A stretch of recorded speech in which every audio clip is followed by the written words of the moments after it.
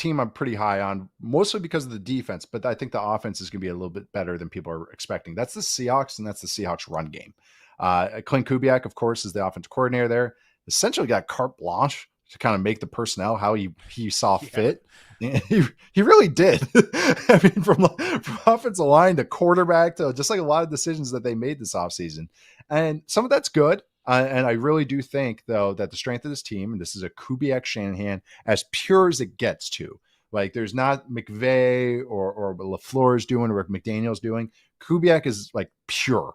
Like, even Shanahan has deviated from what Kubiak does. And that the sense that this is the Rosetta Stone of a Shanahan Kubiak offense. So, which means a lot of zone. It means zone with fullbacks. It means tight end usage. It's also just an offensive line, because they run zone, or an offense that runs a lot of zone, it lifts the floor up of their offensive line. This is an offensive line that needed its floor lifted up because it was atrocious last year. I think I'm not speaking news to anybody that was peaked on the Seahawks at any point in the season last year. But they really invested in this offensive line. And because I think this offensive system that has some competency, not only just offensive coordinator, but offensive line coach, that's not a lifetime college guy, that I think that the floor has been lifted up to where this offensive line could be average. And I think maybe even good in the run game, but maybe below average in the pass game, like a typical Kubiak Shanahan offensive line. Charles Cross is legitimately good, the left tackle, but Gray Zabel, their first round pick, looked phenomenal in the preseason, like absolutely phenomenal. But then they also got a undrafted guy, it's not his first year, but his second year, Jalen Sundell, who is also a North Dakota State guy. He looked great this preseason. Bradford, the right guard, looked great this preseason. They had a lot of competition on the offensive line, and the guys that won actually looked good in the preseason, which is like, oh, that's encouraging. Not just competent, but actually like they actually knew what they were doing on every play, and that's where this bullishness comes. I think Charbonnet is going to end up eking out in this backfield not because of Kenneth Walker's ability, but Kenneth Walker's availability. And I mean, he's been hurt this whole preseason. This offense can lead to some hits on running backs because they get out more in space. So I think maybe just Walker's, when he's out there, is going to be effective. But Charbonnet, I think, is always going to have a role even when Walker's out there, because I just think that's how the offense will flow. So, yeah, just overall, just very high on the run game, way more than I even thought. And I think just overall pretty bullish on the Seahawks, relatively, of course. I'm not saying top 10, top 5 offense, but I think a run game that's going to surprise some people and be efficient and pretty explosive too. You picked them to win the division, right? I did. That's right. Yeah. We'll see how that one goes, but yeah, well, they're the longest odds. But that division's so competitive, man. Like it's so competitive.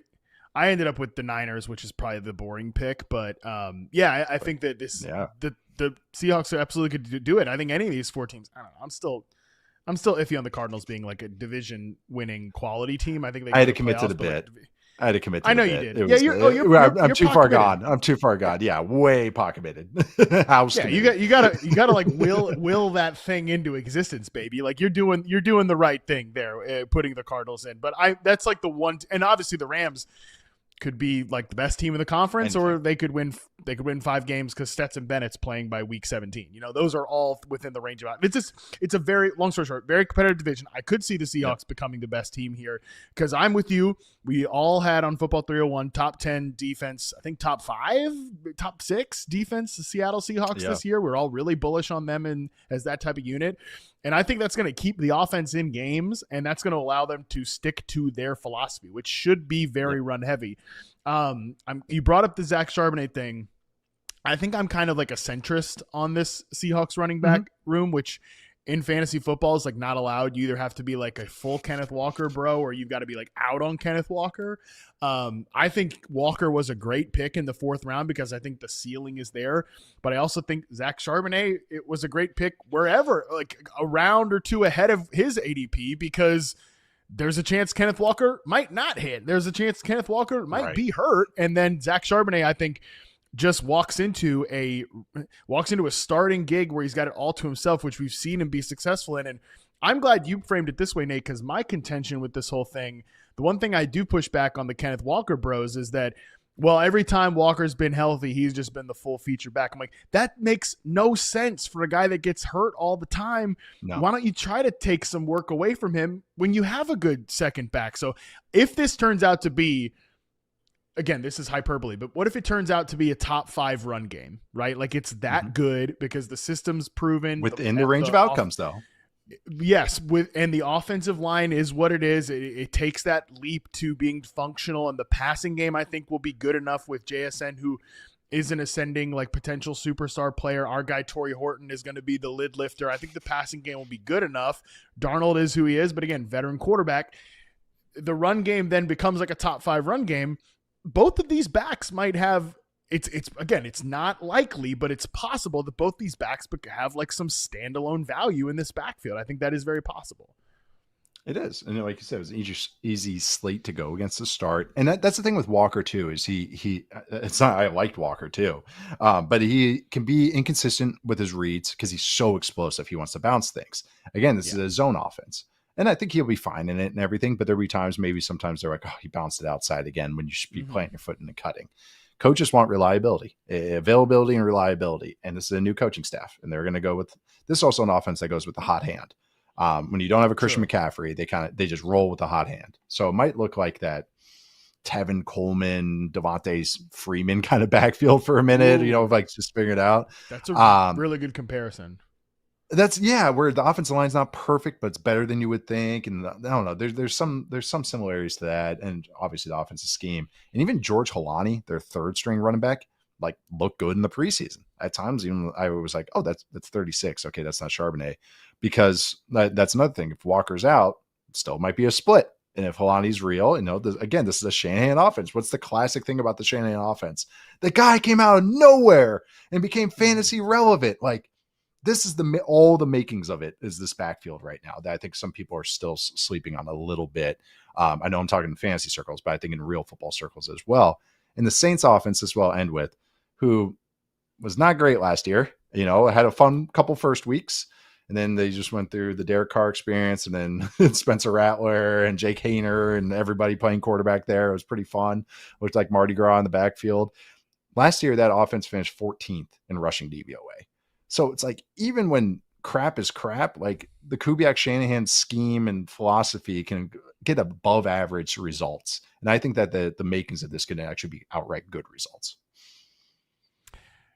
Really interesting that I hadn't thought about this, but that Freeman, Tevin Coleman perspective. And by the way, like if I would say that Zach Charbonnet is the Devontae Freeman of this one, like not a flashy, not an explosive guy, but just a grinder that gets the job done. I think obviously that's where you're going with that. He obviously ends up leading the backfield and has double-digit touchdowns, 1,500 yards from scrimmage. I think that would be a long shot for Zach Charbonnet, but I'm looking at the 2016 Falcons when they were the best damn offense in the league. Probably not gonna, even if I this could be interesting, that's probably not going to happen here for Seattle. But like, again, Tevin Coleman, same season, had 941 yards from scrimmage and 11 total touchdowns. So again, that's a high bar. We're not talking about that level of production, but we're talking about how these two guys can coexist together. I think that is very possible. And the one thing that hasn't been discussed enough in this like great war in fantasy circles of Zach Charbonnet versus Kenneth Walker, like there are scenarios where the answer could be both. Like if this run game is good enough, which here in week 1 against a 49ers defense with Robert Saleh back in the mix, but you mentioned has been susceptible to explosive runs. I really can't wait to get my eyeballs on this offense. Worth noting too that Clint Kubiak, obviously coming from New Orleans last year, but came from San Francisco. Probably not a lot that he's going to be pitching here in week 1 that this team hasn't seen before. So there's at least something to consider there. Maybe that whole division, man. The whole NFC West is just so like, it's like almost like a college conference where everyone's just hiring each other as assistants. They're all from the same trees and everything. So it's all most of the same. And I've been focused on the run game. There's just other aspects. You mentioned Torrey Horton. I think JSN's going to have a blow up year, like a big year. I know we both like him, but I really do think he's just becoming just such a complete football player. And like, could feel it. He's becoming even better. I liked him, but I like him more as a pro than I even expected. But then AJ Barner, the tight end, I really, really like, and so do they. And so he's like a sneaky candidate, more dynasty, I think, than maybe year-long fantasy, but a guy I'm targeting as well, on top of Elijah Arroyo, who they drafted.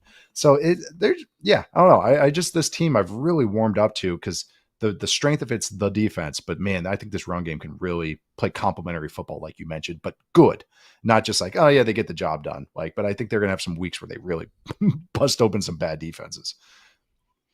Yeah, AJ Barner feels like a Will Dissly type, but like maybe a little bit better than that, and like that's those fair. Guys just hang around. Look, literally, the Will Dissly is hanging around right now for the Los Angeles Chargers. So like that's a guy that could just hang around for a while. And yeah, last point just on JSN, and then we'll throw to your next one here that you're nerding out about. He's another guy that I feel like we just like didn't talk enough about in fantasy circles, because like which is weird because he's like a third year ascending guy. That's usually one of those players that everybody universally would be like, yeah, draft that dude, of course.